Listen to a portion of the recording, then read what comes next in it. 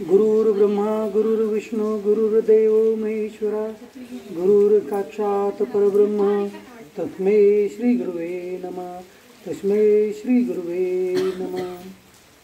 ब्रह्मानंदं परम सुखदं केवलं ज्ञानमूर्तिं द्वंद्वातीतं गगनसदृशं तत्त्वमक्षादिलक्ष्यम् एकं नित्यं विमलमचलं सर्वधी साक्षीभूतं भावातीतं त्रिगुणरहितं सद्गुरुं तं नमामि सद्गुरुं तं नमामि सद्गुरुं तं नमामि।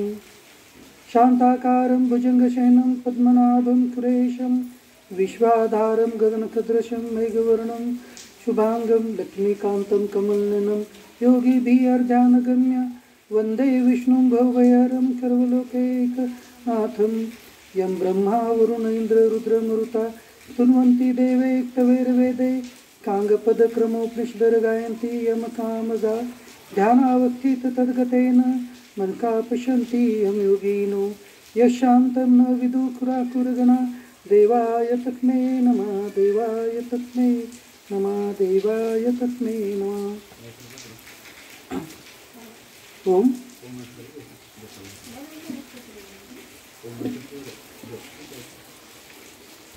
काल आपण दुसऱ्या अध्यायाच्या 25व्या श्लोकापर्यंत पाहिलेलं आहे। आता आपण दुसऱ्या अध्यायाच्या 24व्या श्लोकापासून पुढे पाहूया। Hey, where are you? I'm missing you.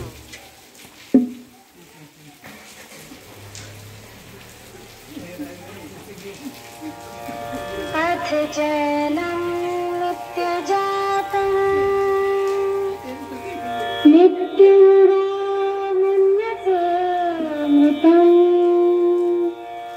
तथापि त्वं महाबाहो नैनं शोचितुमर्हसि।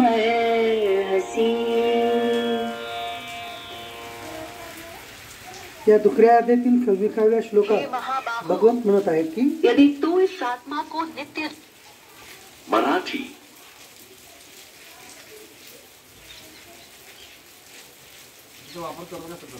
हे महाबाहु, यदि तू इस आत्मा को नित्य जन्म लेने वाला और मरने वाला मानता है तो भी इसके लिए तुम्हें शोक नहीं करना चाहिए। भगवान श्रीकृष्ण या 26व्या श्लोकामध्ये म्हणत आहेत, अर्जुनाला महाभाऊ म्हणतात। महाभाऊ म्हणण्याचा उद्देश काय? महाभाऊ ज्यांचे हात गुडघ्यापर्यंत जातात त्यांना महाभाऊ असं म्हणलं जातं। अर्जुनाला म्हणत आहे की तू या आत्म्याला जी आहे जन्म घेणारा आणि मृत्यू होणारा अशा जर समजत असशील तर ते मात्र चुकीचं आहे, आणि तसं समजून जर तू शोक करत असेल तर ते एकदम चुकीचं आहे। कारण आत्मा हा जन्मणाराही नाही आणि मृत्यूही पावणारा नाही। जन्म घेणारा आणि मृत्यू पावणारा जे आहे ते शरीर आहे। हे पंचमहाभूताचं जे शरीर आहे ते जन्मतं आणि मरतं, परंतु जीवात्मा आत्मा हा कधी जन्मतही नाही आणि मरतही नाही आहे। म्हणूनच या आत्म्याला अव्यक्त किंवा अव्ययम असं म्हणलेलं आहे आणि नित्यही त्यामुळेच म्हणालेलं आहे। आता यापुढे 27व्या श्लोकात भगवंत म्हणत आहेत,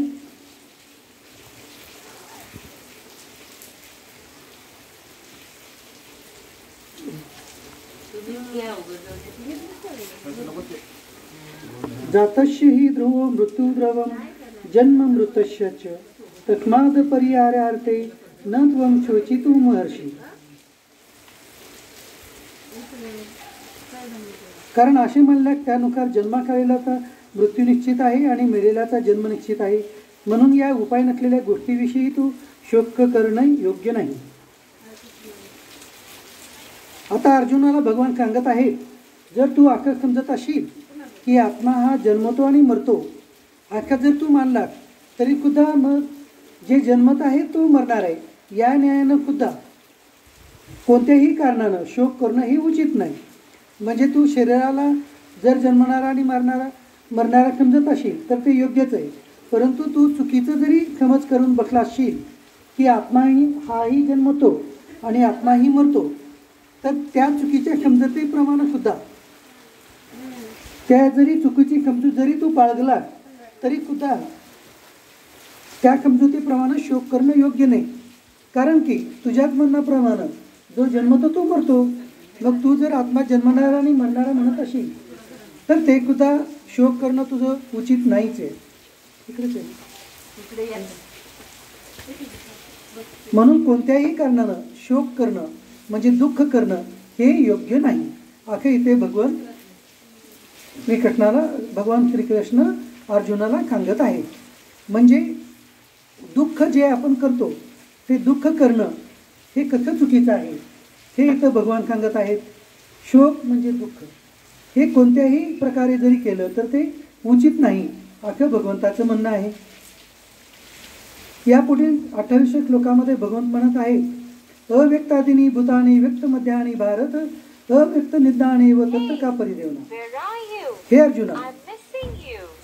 सर्व प्राणी जन्मापूर्वी अप्रगट असतात आणि मेल्यानंतरही अप्रगट होणार असतात. फक्त मध्ये प्रगट असतात. मग अशा स्थितीत शोक कसला करायचा.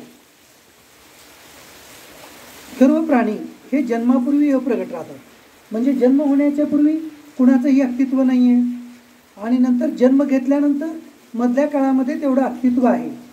परंतु नंतर मृत्यू झाल्यानंतर ही या शरीराचं अस्तित्व जे आहे ते संपून जातं. मग शरीराचं अस्तित्व आहे कधी फक्त या मधल्या काळामध्ये. म्हणजे शरीर जन्मण्यापूर्वीही त्याचं अस्तित्व नाही आणि शरीर मृत्यू पावल्यानंतरही त्याचं अस्तित्व राहणार नाही. मग फक्त या मधल्या काळामध्ये शरीराचं अस्तित्व आहे जे एका काळामध्ये आहे म्हणजे वर्तमान काळात आहे आणि भूतकाळामध्येही नाही आणि भविष्य काळामध्ये पण राहणार नाही. मग आखर तिन्ही काळामध्ये जे राहणार नाही आहे ती वस्तू ही नित्यच असते. म्हणून या कारणाने आपल्या शरीराविषयी शरीराच्या मृत्यूविषयी दुःख बाळगणे हे पूर्णपणे चुकीचं आहे. हे असे ते भगवान सांगत आहेत.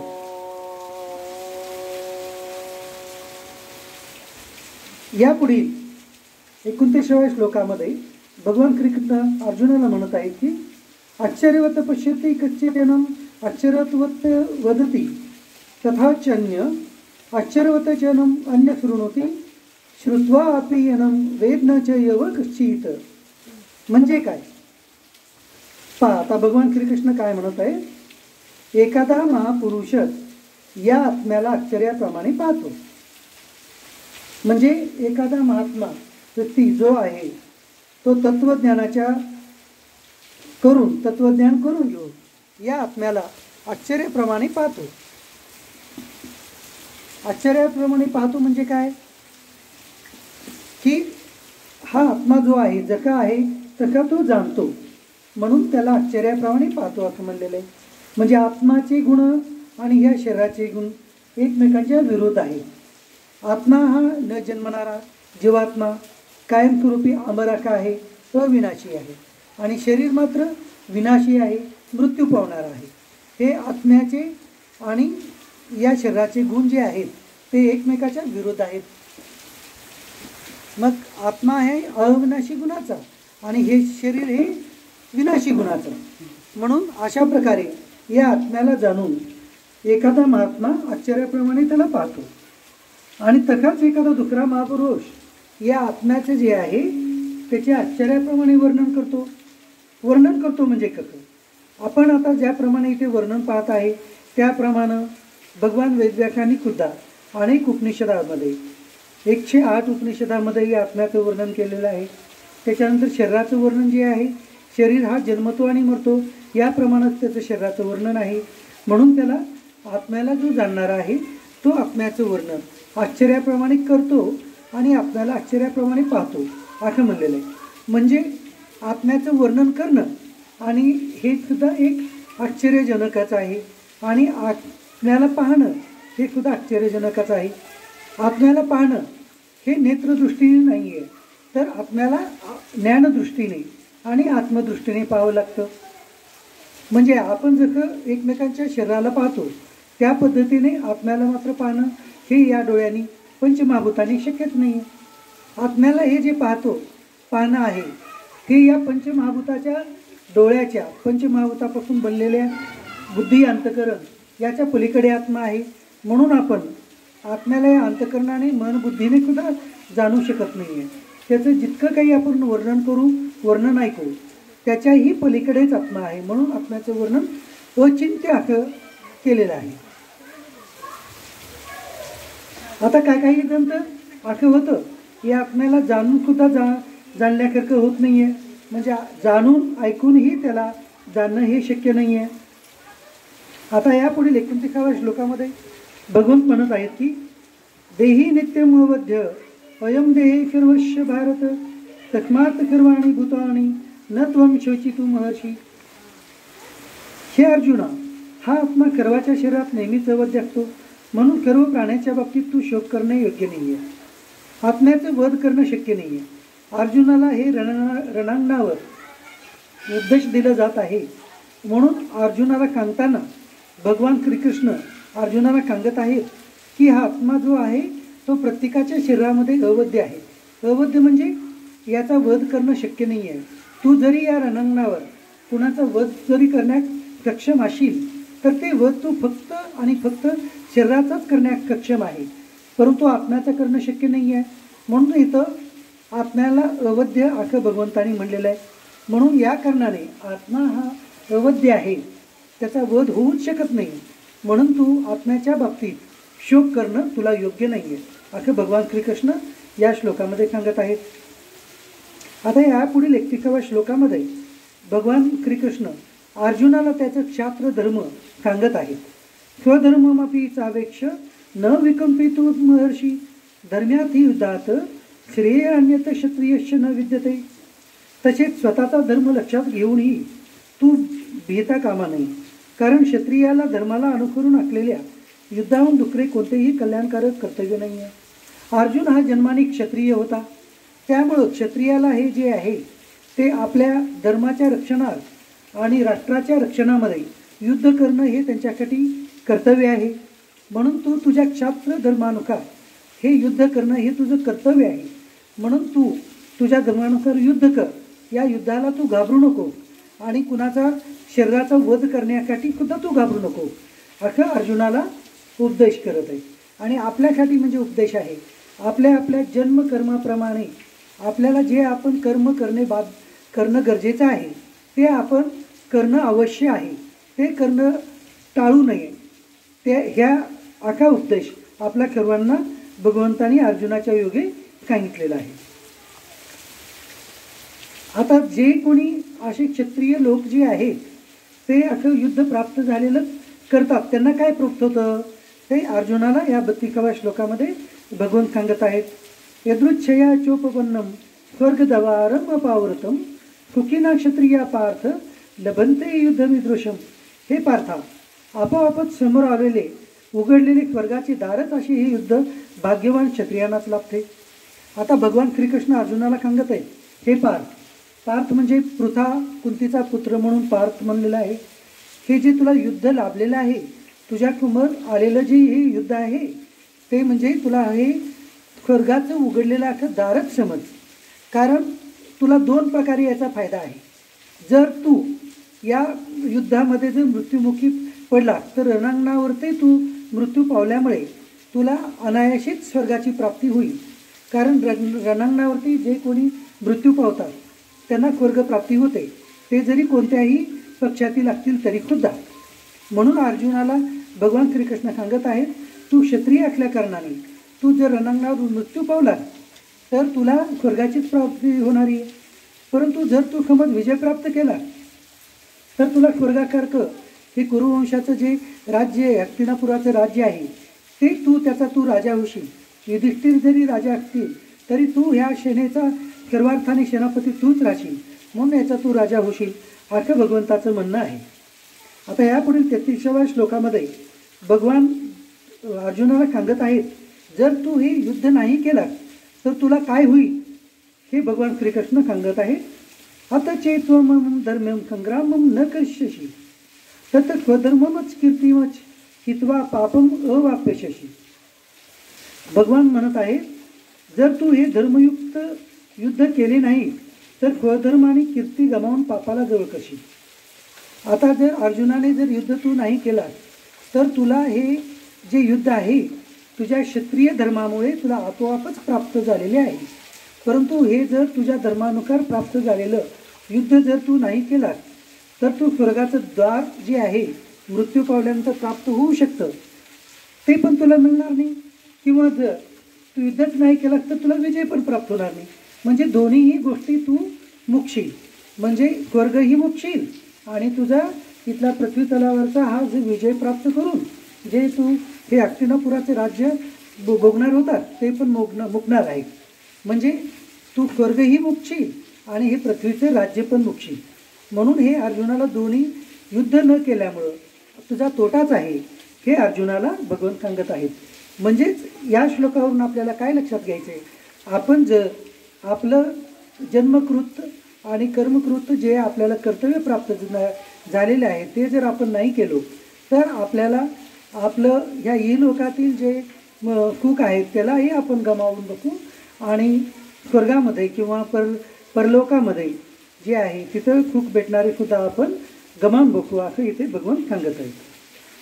बरं, याच्यामुळे आणखी काय होईल ते पुढे सांगत आहेत. अकीर्तिमचपि भूतानि कथयिष्यन्ति ते वयं संभावित शच कीर्ती रणात ती रचते. मरणात ती रचते म्हणजे काय, तसेच सर्व लोक तुझी चिरकाळ अपकीर्ती सांगत राहतील आणि सन्माननीय पुरुषाला अपकीर्ती मरणाहून दुसरं वाटते. म्हणजे जर अर्जुन युद्धापासून परामुख जर झाला, अर्जुन जर युद्ध नाही केला तर त्यामुळे काय होईल, तर अर्जुनाची अपकीर्ती होईल. अर्जुन हा एक पूर्ण भारत देशामध्ये सर्वात समर्थ शक्तिशाली धनुर्धारी म्हणून प्रसिद्ध होता. जर तो सर्वात समर्थ शक्तिशाली आहे तर तो भीष्मांना आणि द्रोणाचार्याला घाबरून तो मागे लपला, असं लोक तुझी अपकीर्ती करतील असं भगवान श्रीकृष्ण अर्जुनाला सांगत आहेत. म्हणून आणि ही जी अपकीर्ती आहे ती सज्जन पुरुषाला जी आहे ते आपल्या मरणाहून सुद्धा वाईट राहील असं भगवान अर्जुनाला सांगत आहेत. यापुढे भगवान काय म्हणत आहेत, भयात्रणातु प्रथम मश्यन्ते त्वां महारथा येषामच त्वं बहुमतो भूत्वा यास्यसि लाघवम्. शिवाय ज्यांच्या दृष्टीने तू आधी अतिशय आदरणीय होता त्यांच्या दृष्टीने आता तू तुच्छ ठरशील. ते महारथी तुला भिवून युद्धातून पाय काढला असं म्हणते. आता याच्या पुढे जाऊन भगवान श्रीकृष्ण अर्जुनाला सांगत आहेत की जर तू हे युद्ध नाही केलास तर तुला बाकीचे तुझे जे काही कर्ण आहेत, दुर्योधन आहे, दुशासन आहेत, हे तू शास्त्र धर्माला न मानता तू युद्धातून पळून गेलास असं म्हणून तुझा अपमान करतील. कर्ण तर तुला कायमच तुझा अपमान करण्यासाठी उभाच आहे.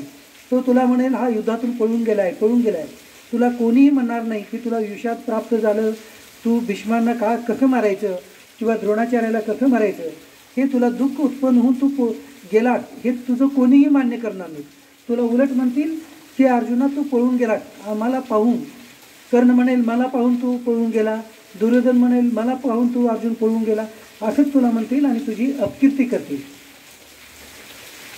यापुढे परत भगवान श्रीकृष्ण म्हणत आहेत अवच्यवादानच बहुन वदिशन्ति तव हिता निंदता तव सामर्थ्यम तत् दुःखतरम नोकीम.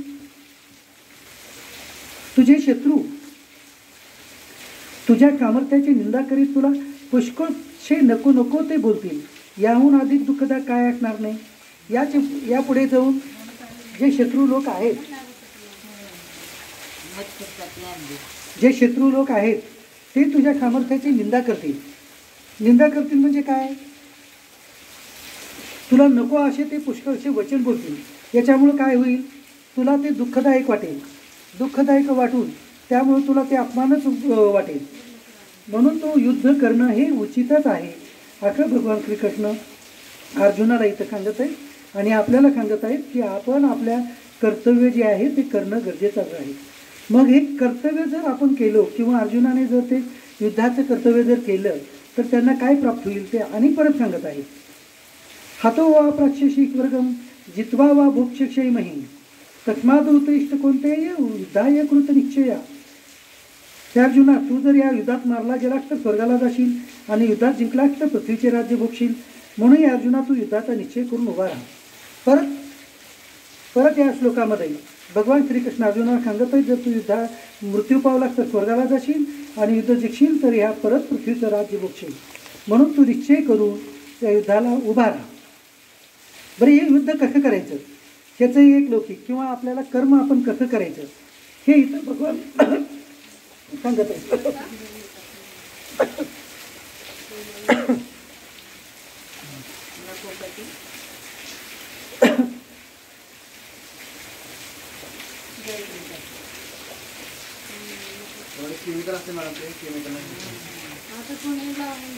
मच्छरसाठी लावलं.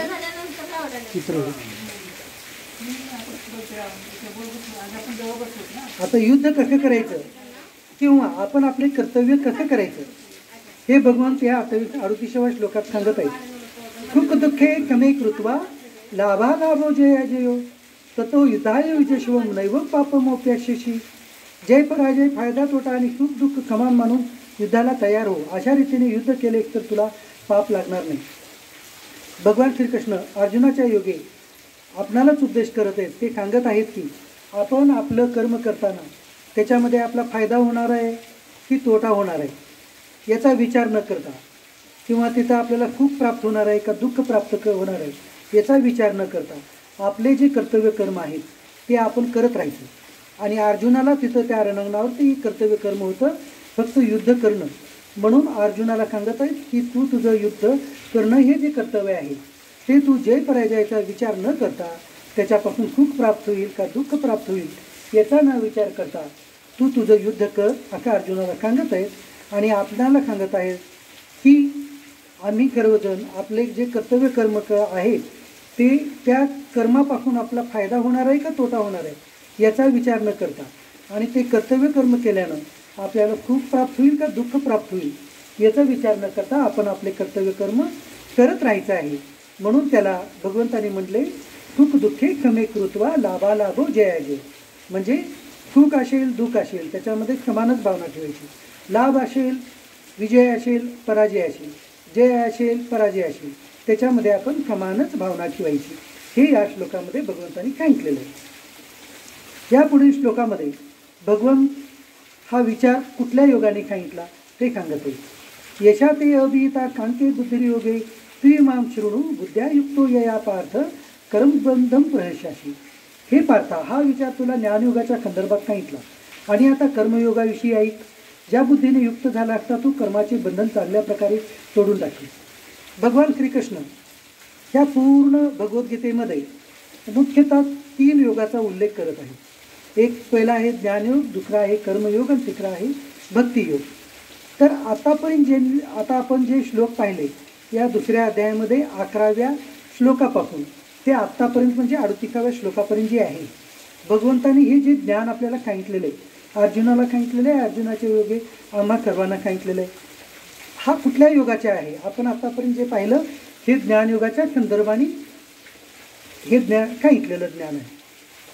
ज्ञानयोग म्हणजे काय की योगाची प्राप्ती म्हणजे समसमान राहणं किंवा सुख दुःख न मानता आपण आपलं कर्म करत राहायचं. ते कसं आपण तत्वज्ञान करून घेऊन ही गोष्टी करायची म्हणजे तो ज्ञानयोग. ज्ञानयोग म्हणजे काय की आपण कार्य करणारे आपण कोणी नाही आहे, तर कार्य करणारे हे शरीर आहे आणि हे शरीर हे पंचमहाभूतापासून बनलेले आहेत आणि जे काही कार्य होतील ते पंचमहाभूतिक शरीराद्वारे पंचमहाभौतिकच कार्य होणार आहे. ते कार्य जे आहेत ते फक्त शरीरासाठी बंधन करणारे निर्माण करणारे आहेत, परंतु आत्म्याला बंधन निर्माण करणारे नाही. हा ज्ञानयोगाचा विषय आहे. तर या ज्ञानयोगाच्या संदर्भाने आत्तापर्यंत 11 ते 38व्या श्लोकापर्यंत भगवंतांनी सांगितले. आता पुढे 40व्या श्लोकापासून कर्मयोगाच्या संदर्भाने भगवान श्रीकृष्ण अर्जुनाच्या योगे आम्हा सर्वांना उपदेश देत आहेत. नेहाभिक्रमणाशोक्ती प्रत्यवायो न विद्यते कल्पम अपेक्ष धर्मस्य त्रायते महतो भयात. म्हणजे या कर्मयोगामध्ये जे आहे आरंभात अर्थात बीजाचा नाश नाही, बीज इथं नष्ट होत नाही, उलट त्यामध्ये फळरूप दोषी नाही. इतकेच नव्हे तर या कर्मयोगरूप धर्माचे थोडेशी आचरण ह्या जन्म मृत्यूरूप मोठ्या भयापासून रक्षण करते. म्हणजे याचा अर्थ काय? कर्मयोगाच्या आपण परंपरेप्रमाणे जर आचरण केलं तर ह्या कर्मयोगाचे आचरण करण्यामध्ये आपल्याला जे कर्म जे करणं आहे ते तर आपल्याला नष्ट करायची गरज नाही. म्हणजे कर्म करूनच आपण योगाची प्राप्ती म्हणजे भगवंताची प्राप्ती किंवा समतेची प्राप्ती किंवा आत्मतत्वाची प्राप्ती करून घेऊ शकतो. हे जे मार्ग आहे आपल्याला भगवंत का बरं सांगत आहेत. ज्ञानयोगाच्या योगे किंवा कर्मयोग करून आपण हे शरीर नाही तर शरीराहून भिन्न आत्माच आहोत हेच ज्ञान आपल्याला करून घ्यायचं आहे. त्यासाठी भगवान ज्ञानयोग कर्मयोग याचा उपदेश करत आहेत. आतापर्यंत ज्ञानयोगाचा उपदेश करून त्यांनी सांगितलंय. आता कर्मयोगाचा उपदेश करून या आत्म्याचं ज्ञान आपण कसं करून घ्यायचं हे भगवान श्रीकृष्ण सांगत आहेत. ज्ञानयोगाचा उपदेश करून म्हणजे काय की हे शरीर जे आहे ते पंचमहाभूतापासून बनलेलं आहे आणि आपण मात्र भगवंताचे प्रत्यक्ष त्यांचे अंश आहोत. जितके काही शरीर आहेत त्या प्रत्येक शरीरामध्ये भगवंताचा अंशच लपलेला आहे. म्हणून तो अंश सुद्धा भगवंताकरता अविनाशीच आहे. म्हणजे जीवात्मा हा अविनाशी आहे आणि शरीर हे विनाशी आहे. म्हणजे या ज्ञानयुगाच्या संदर्भाने भगवंताने आपल्याला सांगितलेलं आहे की आपण म्हणजे आपण म्हणून जे म्हणतो ते कोण तर ते जीवात्मा म्हणजे आपण आहोत. हे भगवान प्रत्येक वेळेला आपल्याला सांगत आहे. आणि हे शरीर म्हणजे आपण नाही. हे शरीर म्हणजे पंचमहाभूताचं आहे. शरीर आपणही नाही आणि शरीर आपलंही नाही. आता आपण कसं म्हणतो हे पेन माझं आहे किंवा हे वही पुस्तक माझं आहे, हे मोबाईल माझा आहे. परंतु शरीराला आपण असं म्हणतो का? शरीराला काय म्हणतो? हे माझा हात आहे, हे माझं पाय आहे, हे माझं डोकं आहे, हे माझं नाक आहे असं म्हणतो. हे शरीर कोण? हे शरीर म्हणजे मी आहे. म्हणजे शरीराच्या बाबतीत आपण खोटं बोलतो. एकदा शरीर मी आहे म्हणतो आणि शरीर माझं आहे म्हणतो. ज्या वेळेला आपण विरोधात्मक गोष्टी जेव्हा बोलतो त्यावेळेला ती गोष्ट खरी राहत नाही. हे मोबाईल माझं आहे असं आपण म्हणतो, पण तू मोबाईल मी आहे असं म्हणतो का? तर मोबाईल मी आहे असं पण म्हणत नाही. तर काय म्हणतो? मोबाईल माझं आहे. पण तू ह्या शरीराला काय म्हणतो? हे हात माझं आहे, हे पाय माझं आहे. एकदा माझं म्हणतो आणि नंतर पुन्हा म्हणतो की हे शरीर मी आहे आणि शरीराचे अवयव मात्र माझे माझे माझे म्हणतो. मग शरीर म्हणजे वेगळं आहे का? शरीर म्हणजे हे पूर्ण अवयवाचा समुदाय म्हणजे शरीर आहे.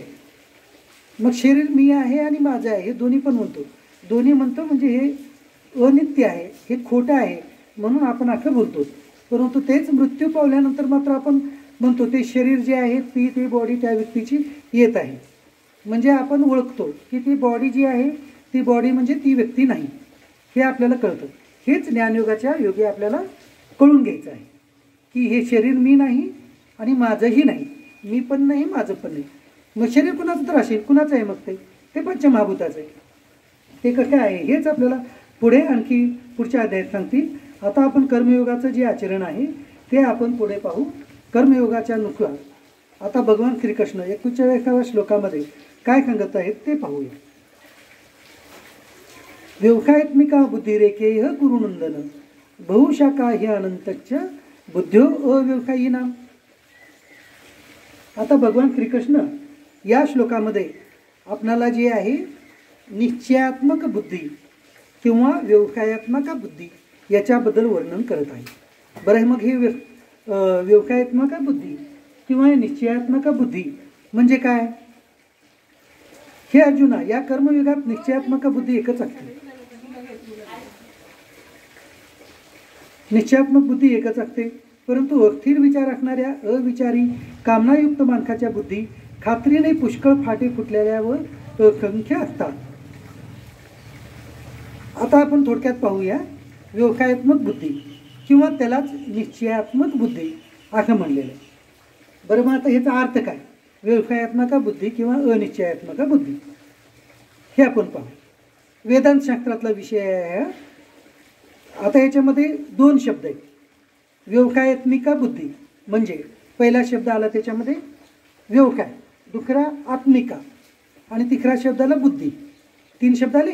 व्यवसाय, बुद्धी आणि व्यवसायात्मिका, आत्मिका आणि बुद्धी असे 3 शब्द आले.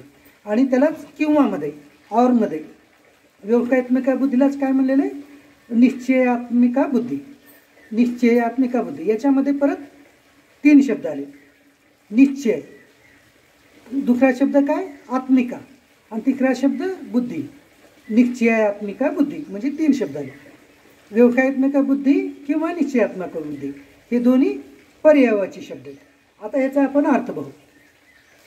निश्चयात्मिका बुद्धी, ज्या बुद्धीनं असं निश्चय केलेला आहे की आत्माच हे सत्य आहे आणि मीच आहे, तो आत्मा म्हणजे मीच आहे, अशा ज्याच्या बुद्धीचा निश्चय झालेला आहे त्याला निश्चयात्मक बुद्धी असं म्हणतात. आता दुसरा व्यवसायात्मिका बुद्धी किंवा ज्या बुद्धीचा एकमेव व्यवसाय झालेला आहे, म्हणजे बुद्धीचा व्यवसाय म्हणजे बुद्धीचा समज किंवा बुद्धीचा आग्रह किंवा बुद्धीची निश्चय करण्याची इच्छा.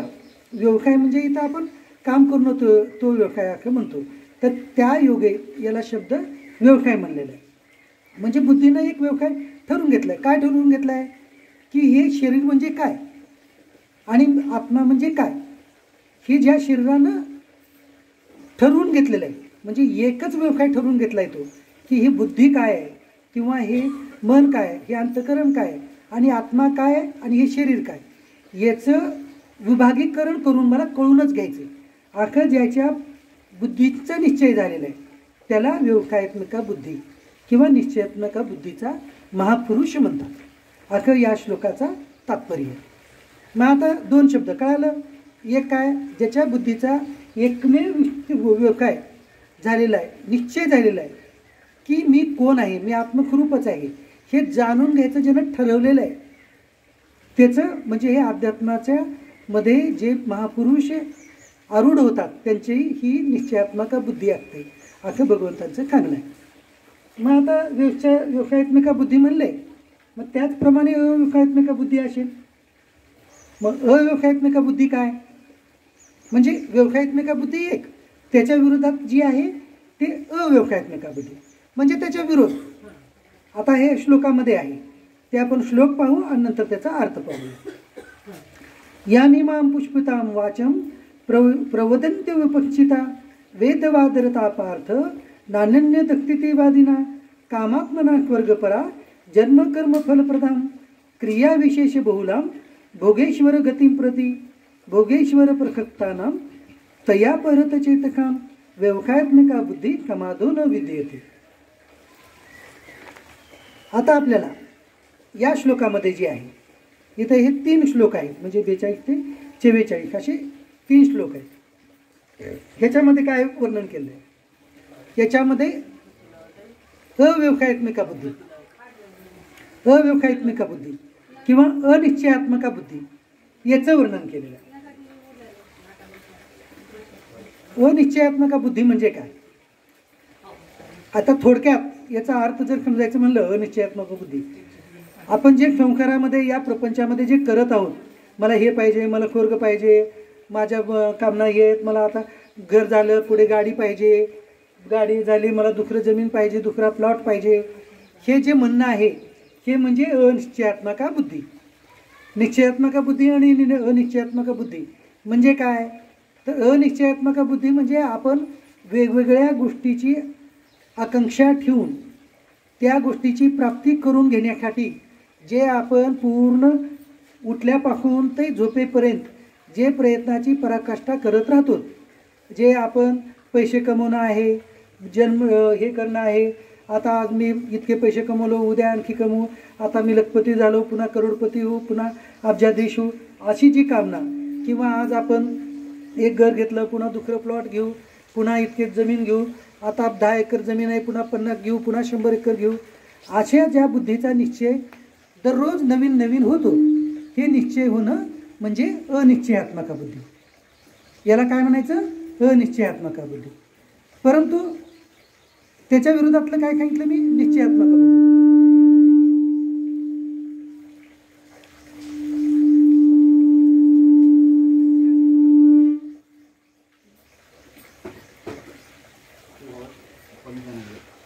निश्चयात्मिका बुद्धी आणि अनिश्चयात्मिका बुद्धी हे ह्या दोन्ही बुद्धीचं वर्णन या 4 श्लोकामध्ये आलेलं आहे. त्याच्यामध्ये निश्चयात्मिका बुद्धी काय आणि अनिश्चयात्मिका बुद्धी काय, परत एकदा त्याला तर दोन्ही एकदाच सांगतो. दोन्ही एकदाच सांगायचं कारण काय, आपण जे आता सध्या करत आहोत ते आपली जी बुद्धी आहे ती अनिश्चयात्मका बुद्धी आहे. म्हणजे आपण हे प्रपंचामध्ये जे वेगवेगळ्या कामना ठेवून त्याच गोष्टी परत परत करत आहोत. मग ते ह्या पृथ्वी तलावरतील वेगवेगळे भोग असतील, वेगवेगळे सुख असतील, हे सर्व म्हणजे अनिश्चयात्मका बुद्धी. बरं, हे कुठपर्यंत आहे? ह्या पृथ्वी तलावरचे तर भोग झालेच, परंतु स्वर्गाची कामना करण्यापर्यंत सुद्धा ज्यांची, म्हणजे आपण इथून मृत्यू पावलो तर मृत्यू पावल्यानंतर मला पुढे स्वर्गलोक भेटावा किंवा गंधर्वलोक भेटावा किंवा मला दुसऱ्या यांचा वेगवेगळ्या पुराणामध्ये वेगवेगळ्या लोकांची वर्णन आलेले आहेत, ते वर्णन ऐकून वेगवेगळ्या लोकांची आपल्याला प्राप्ती व्हावं अशी इच्छा ठेवणं, म्हणजे हे सर्व प्रकारच्या वेगवेगळ्या कामनाची इच्छा ठेवून, बुद्धीमध्ये त्या इच्छाची कामना ठेवून ते कार्य करणं, म्हणजे ते बुद्धी जी आहे त्या बुद्धीला मिळलेलं आहे अनिश्चयात्मका बुद्धी.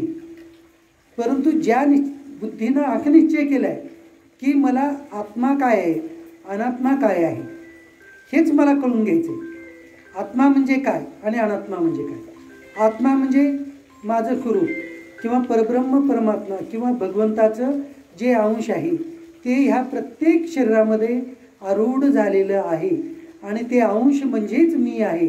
आणि हे सर्व जण आपल्या अवतीभोवती जितके सर्व व्यक्ती आहेत, वनस्पती आहेत, प्राणी आहेत, ह्या सर्वांची शरीरे वेगवेगळी आहेत, परंतु त्या शरीरामध्ये असणारा आत्मा जो आहे तो एकच आत्मा, एकच भगवंताचा अंश आहे. आणि तेच आपल्याला ज्ञान करून घ्यायचे. असा निश्चय ज्यांच्या बुद्धीनं केलेला आहे अशा त्या आध्यात्मिक व्यक्तीच्या बुद्धीला निश्चयात्मक बुद्धी किंवा व्यवसायात्मिका बुद्धी असं म्हटलेले. भगवान श्रीकृष्ण अर्जुनाच्या युगे आम्हा मानवांना, मनुष्यांनाच हा उपदेश करत आहे की आपल्याला हे जाणून घेऊन परत या अध्यात्मामध्ये, भगवद्गीतेमध्ये, वेदामध्ये, उपनिषदामध्ये, वेदांतशास्त्रामध्ये ह्याच्यात लक्ष घालून त्याचा अभ्यास करायचा आहे, त्याचं तत्वज्ञान करून घ्यायचं आहे. ज्ञानयोगाने, कर्मयोगाने किंवा भक्तियोगाने ते कळून घेण्यासाठी हे भगवंत तिथं हे ज्ञान सांगत आहे. म्हणजे आपल्याला थोडक्यात व्यवसायात्मका बुद्धी आणि अव्यवसायात्मका बुद्धी किंवा निश्चयात्मका बुद्धी आणि अनिश्चयात्मका बुद्धी हे वेदांतशास्त्रातला विषय आहे, भगवद्गीतेमधला विषय आहे. कळायला थोडंसं अवघड आहे म्हणून थोडंसं हे थोडा जास्त वेळ 2-3 वेळा सांगण्यात आलं. का बरं? विषय आहे, शब्द अवघड वाटतो आपल्याला, ऐकून माहीत राहत नाही. व्यवसाय शब्द ऐकून माहीत आहे, फक्त एकच बुद्धीचा एकच व्यवसाय झाला, काय आत्मा काय आणि अनात्मा काय, हेच माझ्या बुद्धीचा व्यवसाय म्हणजे व्यवसायात्मका बुद्धी. म्हणजे आत्मा काय अनात्मा काय हे जेव्हाच्या बुद्धीचा निश्चय झाला त्याची ती व्यवसायात्मका बुद्धी झाली. आणि बाकीचं व्यवसायात्मका बुद्धी हे तर आपलं दररोजच आजपर्यंत आपण करत आलेलं आहे, ते आपलं आत्तापर्यंत जे केलेलं आहे ते आपलं अव्यवसायात्मका बुद्धी किंवा अनिश्चयात्मका बुद्धी, जे आपण करत आलेलं आणि नंतर सुद्धा गेल्यानंतर आपण ते करतच आहोत, कारण जोपर्यंत शरीर आहे ते करत राहणारच आहोत आपण. फक्त हे कळून करणं आणि न कळता करणं हा याच्यामधला फरक आहे. तर आतापर्यंत इथं 44 श्लोकापर्यंत 41 ते 44 ह्या व्यवसायात्मिका बुद्धी आणि अव्यवसायात्मिका बुद्धी किंवा निश्चयात्मका बुद्धी आणि अनिश्चयात्मका बुद्धी याचं वर्णन आलेलं आहे. आता याच्या पुढे जाऊ. भगवान सांगत आहे की मग आता याची पूर्ण निश्चयात्मका बुद्धी जर एखाद्या महात्म्याची झाली मग त्यानं त्याचं काम कसं करायचं, मग करून आम्ही पुढे काय करायचंच नाही का, कसं करायचं याच्याबद्दल पुढे सांगत आहेत. काय सांगत आहेत? त्रैगुण विषया वेदा निस्त्रैगुण्यो भव अर्जुन निर्द्वंद्वो नित्यसत्वस्तो निरोगक्षेम आत्मवान. हे अर्जुना, वेदामध्ये असे वर सांगितलेलं आहे त्याच्याप्रमाणेच तिन्ही गुणाचे कार्य असणारे सर्व भोग आणि त्यांचे साधने सुद्धा सांगितलेले आहेत. म्हणजे वेदामध्ये सांगितलेलं आहे किंवा या भगवद्गीतेमध्ये सांगितलेलं आहे, वेदांतशास्त्रामध्ये सांगितलेलं आहे. काय सांगितलेलं आहे की वेगवेगळे कर्म करून आपण जे अनेक साधना आहेत ते करून भगवंताला कसं प्राप्त करायचं आणि हे संसार प्रपंच कसं करायचं. म्हणून तू ते भोग आणि त्यांच्या साधनाच्या बाबतीत आसक्ती बाळगू नको. तसेच सुख दुःखातील द्वंद्वानी रहित नित्य वस्तू असणाऱ्या परमात्म्यात स्थित योगक्षेमाची इच्छा न बाळगणारा आणि अंतःकरणाला ताब्यात ठेवणारा हो. आता अशा प्रकारचा हा या श्लोकाचा 45वा अर्थ आहे. लक्षात येत नाही अर्थ आपल्याला, म्हणून त्याचं परत आपण त्याचं विश्लेषण पाहूया. भगवान काय सांगत आहे की जर समजा एखादा व्यक्ती, एखादा महात्मा असं समजून घेतला की नाही बाबा ठीक आहे, हे खरं पाहिलं तर हे प्रत्येक मनुष्याचं कर्तव्य आहे. मग तो कोणत्याही धर्मामध्ये जरी जन्माला लागला, कारण फक्त भगवंताच्या दृष्टिकोनातून, भगवद्गीतेच्या दृष्टिकोनातून फक्त एकच धर्म आहे. कोणता? मनुष्य हा एकच धर्म. याच्याशिवाय भगवद्गीतेला दुसरा धर्मच नाही आहे. दुसरा कोणताच धर्म नाही भगवद्गीतेला. फक्त मनुष्य म्हणून जो जन्माला आला त्याला हे भगवद्गीता त्याचं म्हणजे कर्तव्य आहे, किंवा त्याला मोक्ष काय आहे, किंवा आत्मा काय आहे, अनात्मा काय आहे, हे जाणून घ्यायचं त्याचं कर्तव्य आहे. मग असा जर कोणी व्यक्ती आहे तो जाणून घ्यायचा प्रयत्न करत आहे, मग ते जाणून घेण्यामध्ये त्याच्यातच जर पूर्ण हे झालं तर मग तो त्याचं स्वतःचं संस्कार कसं करेल. म्हणून इथं भगवान स्वतः म्हणत आहे त्याची योगक्षेमाची जी इच्छा आहे, योगक्षेम याचे दोन अर्थ होतात. योग आणि क्षेम असे दोन शब्द आहेत. योग आता आपल्या योगाचे पण परत 2-3 अर्थ वेगवेगळे अर्थ आहेत.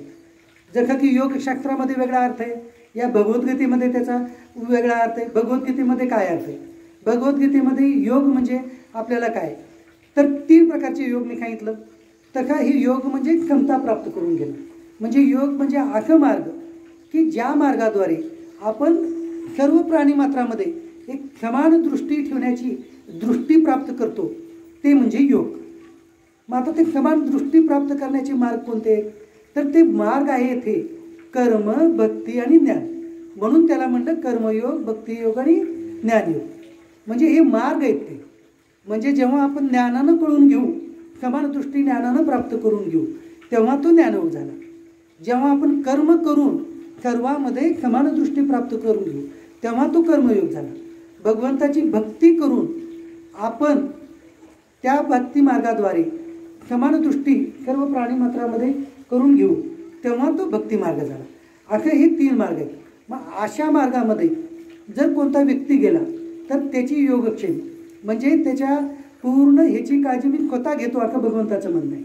योगक्षेम म्हणजे त्याच्या संसाराची, त्याच्या प्रपंचाची याची काळजी मी घेतो असं स्वतः तिथं भगवंताचं वचन आहे.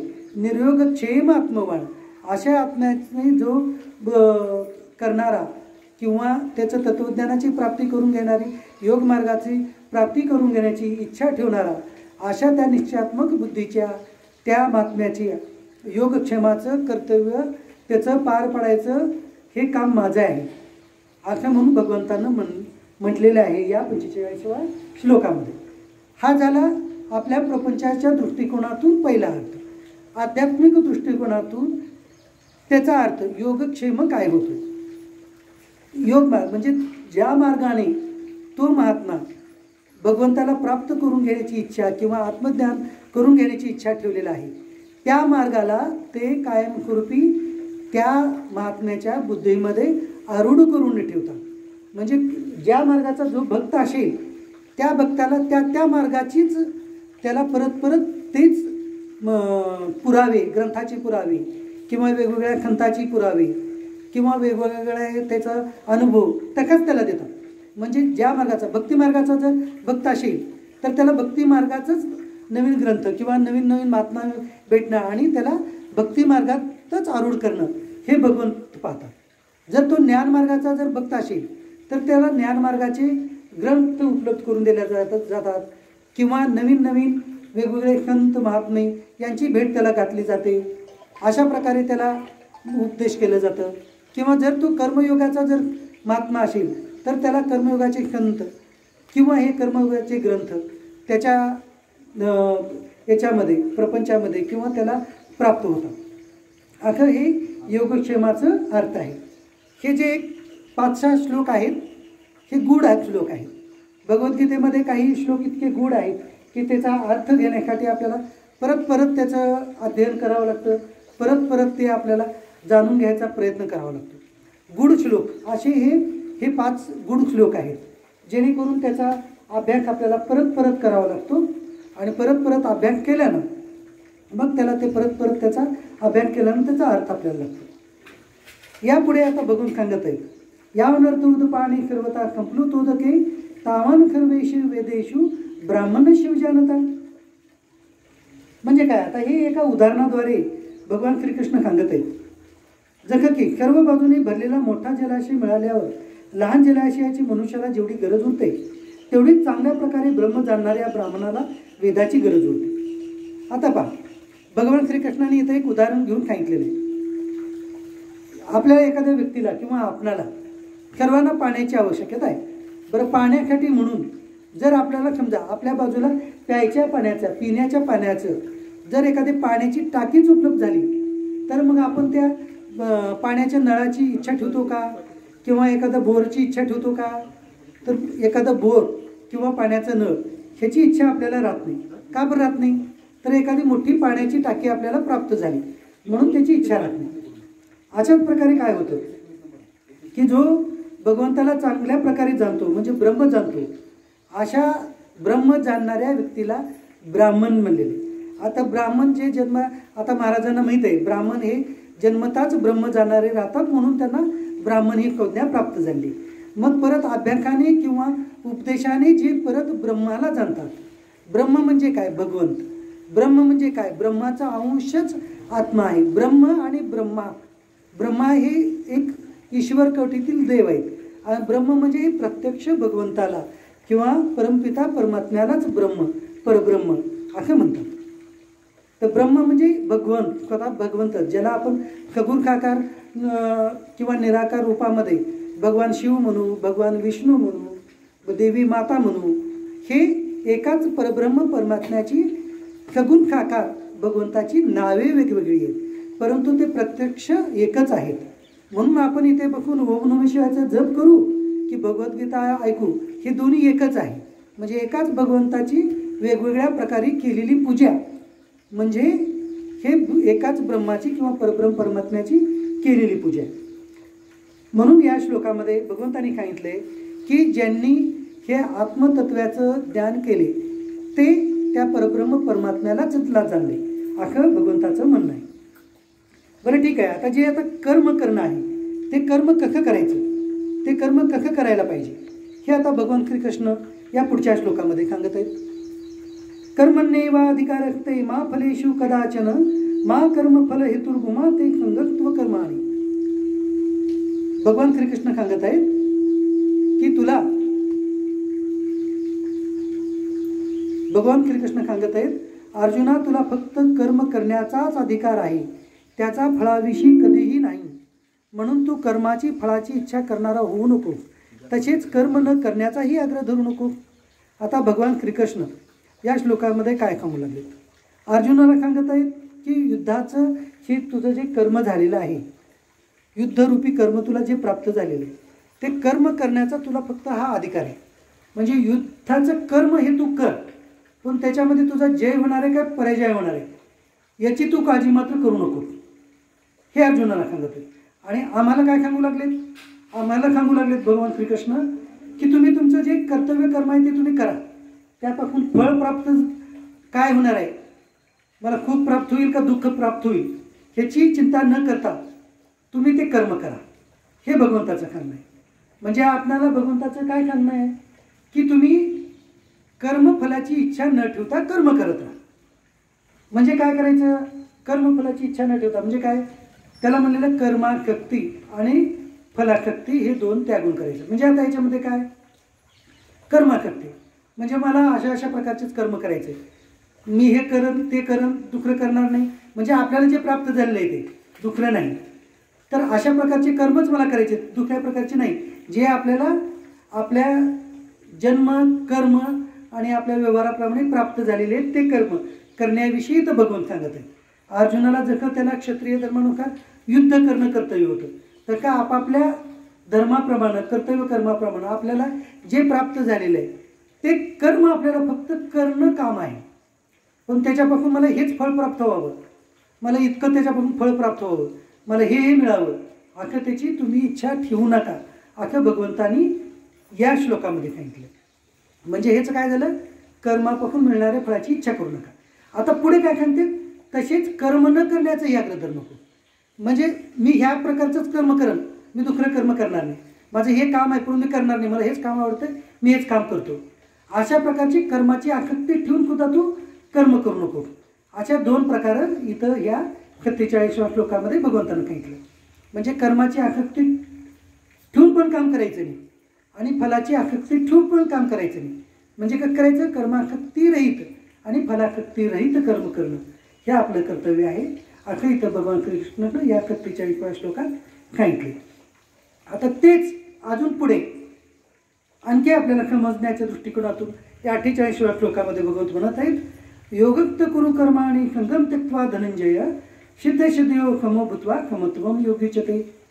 हे धनंजया, तू आसक्ती सोडून तसेच सिद्धी आणि असिद्धीमध्ये समान भाव ठेवून योगात स्थिर होऊन कर्तव्य कर्मे कर. समत्वालाच योग म्हटले आहे. आता अर्जुनाला धनंजय एक म्हणले का तर अर्जुन युद्ध चालू होण्याच्या अगोदर इंद्रप्रस्थाचं राज्य जेव्हा त्यांना दिलं गेलं, त्यांची वाटणी होऊन कौरव पांडवाची जेव्हा युद्धाच्या अगोदर झालेलं होतं, त्यावेळेला अर्जुनाने अनेक राजावर विजय प्राप्त करून धनाचा भरपूर संग्रह केला होता.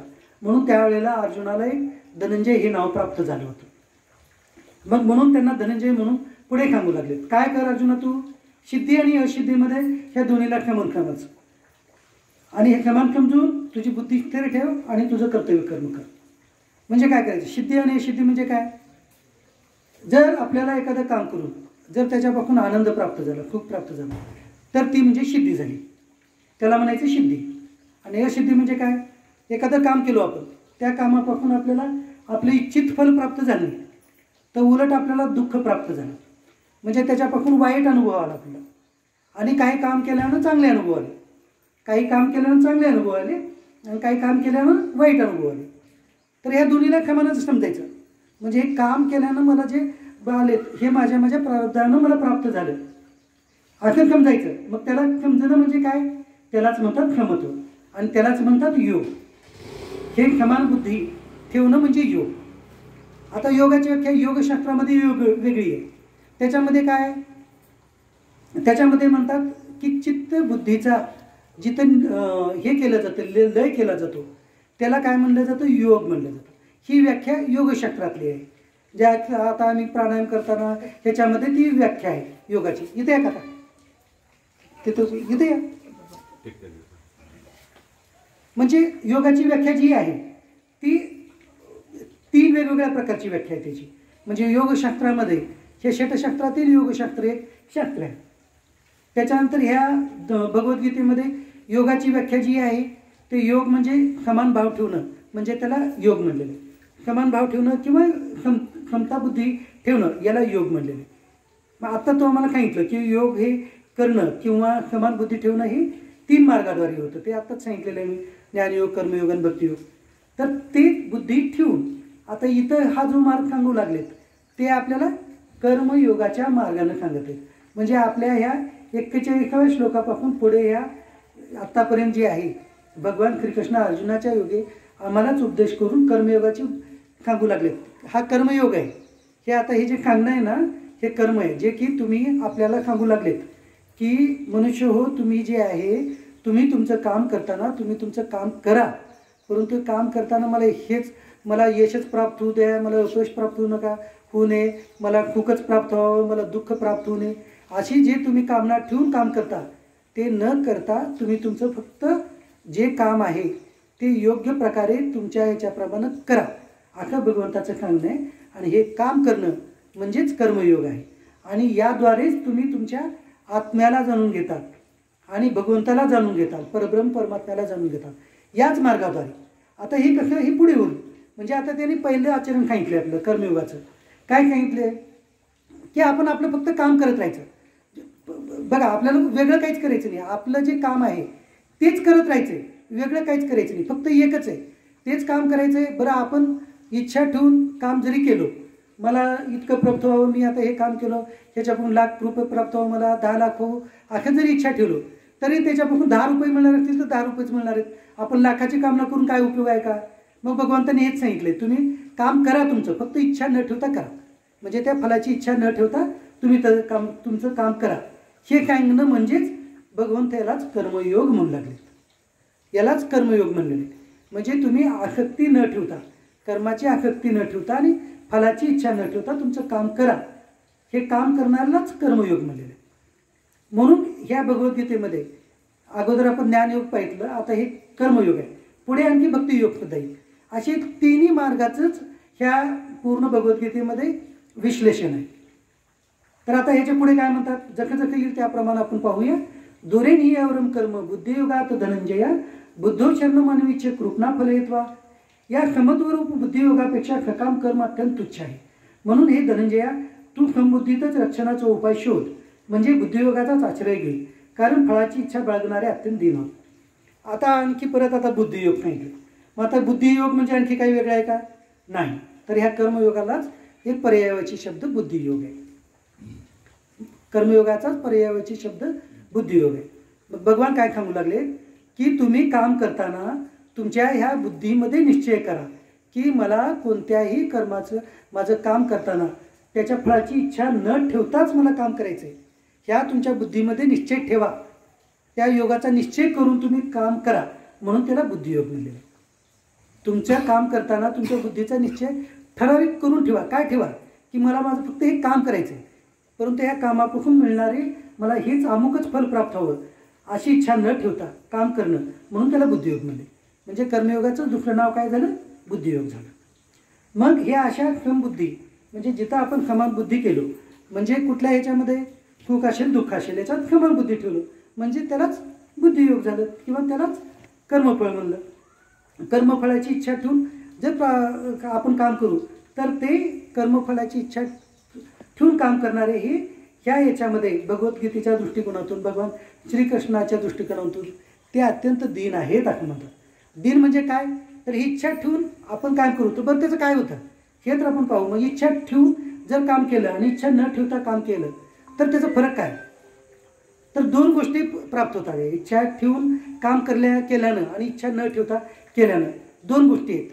एक आपल्या संसारातली म्हणजे प्रपंचातली गोष्ट आहे, आणि दुसरी जी आहे ती पारलौकिक म्हणजे आध्यात्मिक क्षेत्रातली गोष्ट आहे. पहिली प्रपंचातली गोष्ट म्हणजे काय?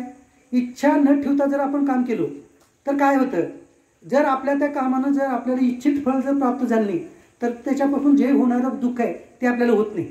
म्हणजे आपण ते काम जरी काय बिघडलं कोणत्या कारणानं तरी त्याच्यापासून जे फळ प्राप्त झाले त्याच्यानं जे दुःख होणार आहे ते दुःखच होणार नाही, कारण त्याची तयारी आपण अगोदरच ठेवलेली आहे. म्हणजे दुःख आपल्याला त्या प्रमाणात वाटेल, थोडा वेळ वाटेल, 5 मिनिट वाटेल, 10 मिनिट वाटेल, 1 तास वाटेल, एखादा दिवस वाटेल, परंतु ते जास्त वेळ राहत नाही, जास्त कालावधी राहत नाही. ते दुःख जास्त कालावधी राहत नाही. आपण कर्मयोगाच्या बुद्धीनं जर ते कर्म केलं होतं म्हणजे आपल्याला दुःख सुद्धा जास्त. आणि आपल्या सर्वांची इच्छा काय? आपण प्रत्येकाचं इच्छा वाटते. ह्या पृथ्वीतलावर प्रत्येक जन्म घेतलेला प्राणी मात्र, मग तो प्राणी असेल, वनस्पती असेल, मनुष्य असेल, सगळ्यांची इच्छा काय आहे? सुखाची प्राप्ती, आनंदाची प्राप्ती करा. दुःखाची प्राप्ती व्हावं असं कुणाची इच्छा आहे का? दुःखाची प्राप्ती करून घ्यावं ही कुणाचीच इच्छा नाही. मग इथं हेच आहे, हेच सांगितलेलं भगवंतानी, तुम्ही दुःखाची प्राप्ती करून घेऊ नका. दुःखाची प्राप्ती आपल्याला होऊच नाही ह्याचा उपाय सांगितलेले. कर्मयोग म्हणजे दुःखाची प्राप्ती आपल्याला होऊ नये याचाच उपाय आहे कर्मयोग म्हणजे. कर्मयोग म्हणजे काय दुसरं काहीच नाही आहे की आपल्याला दुःखाची प्राप्ती, दुःख आपण आपल्यापासून दूर कसं ठेवायचं हे इथं सांगितलेलं भगवंताने. दुःख कसं दूर ठेवायचं? परत अजून एकदा ते मी काम करताना ते फळाची इच्छा न ठेवता करणं काम म्हणजे दुःखाची उत्पत्तीच होत नाही. झालं तरी थोडा वेळ थांबून लगेच नष्ट होतं. या बुद्धीनं करणं म्हणजे त्याला कर्मयोग म्हणलेलं आहे. आता पुढे आणखी सांगतात, बुद्धियुक्तो जाती उभे सुकृत दुष्कृते तस्माद योगाय युजत्वम योग कर्म कौशलम. बरं, मग आता ह्याला काय म्हणतात बरं? समबुद्धीचा पुरुष पुण्य व पाप या दोहोचाही याच जगात त्याग करतो, अर्थात त्यापासून तो मुक्त होतो. म्हणून तो समत्वरूप योगाला चिकटून राहा. हा समत्वरूप योगच कर्मातील दक्षता आहे, म्हणजेच कर्मबंधनातून फुटण्याचा उपाय आहे. आता तुम्हाला मी दोन सांगितलं काय, एक तर प्रपंचातलं एक फायदा आहे आणि पारलौकिक जे आहे. पारलौकिक मुद्दामच सांगितलं नाही, कारण पारलौकिक आता हे ह्या श्लोकात आहे 50व्या श्लोकामध्ये. आता पारलौकिक काय ते सांगितलं. आता प्रपंचातलं सांगितलं आपल्याला दुःखाची प्राप्ती होणार नाही. पारलौकिक काय होतं ह्याच्यानं आपण हे मार्ग जे आहे हे कर्मयोगाचा हे मुक्तीचा मार्ग आहे म्हणून सांगू लागले भगवंत. मुक्तीचा मार्ग म्हणजे काय? आखा आपण जर स्वभावच बनवून घेतला, ती बुद्धीच तशी बनली आपली बुद्धी योग, ते आपल्या बुद्धीमध्येच तो योग जर प्राप्त करून ठेवला, जे काम करायचं माझं काम आहे, मी हे माझं काम आहे संपलं विषय, ह्याच्या पुढे मी पाहत नाही, त्याच्यापासून फायदा होईल काय तोटा होईल त्याचा बघत नाही मी. आणि जे काही कर्म आहेत ते आपल्याला आपल्या कर्तव्य भावनेने जे आपल्याला प्राप्त झालेलं आहे, आपलं जन्म असेल किंवा आपलं नोकरी किंवा आपलं व्यवसाय, ह्याच्याप्रमाणे प्रत्येकाला जे प्राप्त झाले आपण फक्त इतरावरती अन्याय होणार नाही, कोणी दुःखी आपल्या कामापासून कोणी दुःख होणार नाही, दुसऱ्याला दुःख होणार नाही, अशा पद्धतीनं काम करत राहून आपलं काम करणं आणि फलाची इच्छा न ठेवता काम करणं म्हणजेच कर्मयोग आहे. मग ह्याच्यानं काय होईल, ह्याच्यानं जे निर्माण होणारी पाप पुण्याची फल आहेत ते दोन्हीही नष्ट होतात. म्हणजे ते पाप पुण्य दोन्हीही इथंच नष्ट होतात. आणि मनुष्य जन्म असेल किंवा दुसरा जन्म कोणताही असेल, ज्यांची पाप पुण्यांची उत्पत्ती होते त्याच्यापासूनच जन्म होतात. आता जन्माचं काय, 3 प्रकारचे जन्म आहेत. तीन योनी आहेत. एकदम अंत्यजीवनी म्हणली जाते, जे नीच योनी, त्याला आपण थोडक्यात नीच योनी म्हणू. त्याच्यानंतर दुसरं म्हणलं जातं मध्ययोनी. मध्ययोनी म्हणजे मनुष्ययोनी थोडक्यात समजा. आणि नंतर उच्च योनी म्हणजे स्वर्गामध्ये जे देव वगैरे म्हणून हे झालं. ईश्वर वेगळा आणि देव वेगळा. स्वर्गामध्ये जे राहतात ते देव. आणि आपण ज्यांना म्हणू की ज्यांना आपण भगवान श्रीकृष्ण, भगवान राम किंवा भगवान विष्णू किंवा भगवान शिव आणि त्यांचे लोक जे म्हणतो आपण कैलास लोक, वैकुंठ लोक किंवा गोधाम किंवा गोलक, हे जे म्हणतो ते म्हणजे प्रत्यक्ष भगवंताचा धाम. हे वेगळं आहे. हे मोक्षानं प्राप्ती त्याची होते. मग ते सगुण खाकारांचं वेगळं आहे, निर्गुण निराकांचं वेगळं आहे, परंतु मिळणारं प्राप्त होणारं फळ एकच आहे. सगुण असतील किंवा निर्गुण असतील दोघांनाही मिळणारं फळ एकच आहे, फक्त त्याची नावं वेगवेगळी आहेत.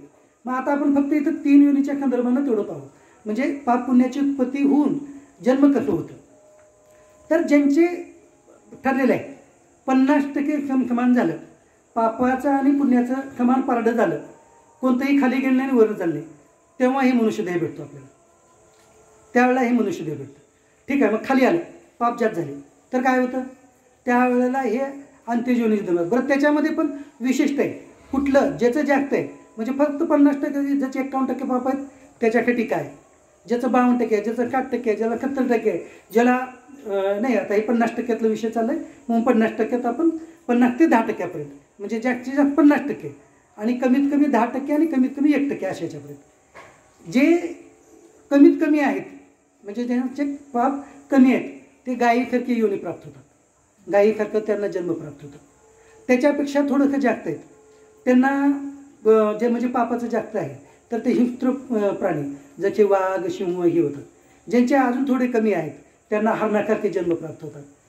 बरं, आता याच्या पुढे ज्यांचं मग जास्त आहे, ज्यांचं 49% आहे, 50% आहे पापच, म्हणजे आता आपण त्याला 51% पासून पुढे धरलं आहे ना. 50% झालं तर खमानच आहे, म्हणजे त्याला मनुष्य जन्मच मिळाला. मग ज्यांचं पापाचं प्रमाण एकदम अति जास्त आहे ते काय होतात, तर ते दगडं होतात, डोंगर होतात, आहे. मग त्यांचं जे 49%, 48% ते काय, हे असे झाडं होतात. झाडं होणं. बाकीचे त्याच्यापेक्षा 40% ज्यांचं पापाचं आहे ते वेगवेगळ्या प्रकारची कृमी होतात, जे आपण मायक्रोस्कोपमधून पाहू त्या प्रकारचे जीवजंतू होतात, किंवा असे मच्छर होणं. असे हे अंत्यजीवनी किंवा त्याला नीच योनी असे जन्म हे कशाने होतात. बरं, हे कुणाला प्राप्त होतं, तोच जीवात्मा जो आहे. आणि आपल्याला सगळ्याला, माझ्या खकट आणि आतापर्यंत जेवढे काही संतमुनी झाले ते सगळ्या खकट, त्याच्यात सगळेजण होत. हे सर्व जन्मातून आपण आलेले आहोत. हे सर्वच, कोणच म्हणायचं नाही की हे किती वाईट आहे. ते सर्व त्या झाडं झालेले आहोत, डोंगर झालेले आहोत, दगडं झालेले आहोत, सगळं होऊन इथं आलेलो आहोत. आणि भगवंताचं म्हणणं हेच आहे की पुन्हा तुम्ही ह्या योनीमध्ये परत फिरू नका. किमान एवढं तर करा, किमान 50% बरोबर करून इथं तरी या, म्हणजे परत माझ्याकडे येण्याचा मार्ग मोकळा होईल. म्हणून हे भगवद्गीता आहे. भगवद्गीतेचं ज्ञान काय, पहिल्या दिवशी जेव्हा सुरुवात झालं त्यावेळेला मी म्हणले त्या प्रश्नाची उत्तरे येते की आपल्याला ज्ञान भगवंताची भक्ती करायची म्हणून करायची नाही, आपण स्वतः कोण आहोत हे जाणण्यासाठी करायचे. भगवंताची भक्ती आपोआपच होते, आपण करायची नाही. पण मुख्य उद्देश आपण स्वतःचं आपलं काय स्वरूप आहे हे जाणण्यासाठी भगवद्गीता आहे. बरं, अजून एक महत्त्वाचं सांगू का.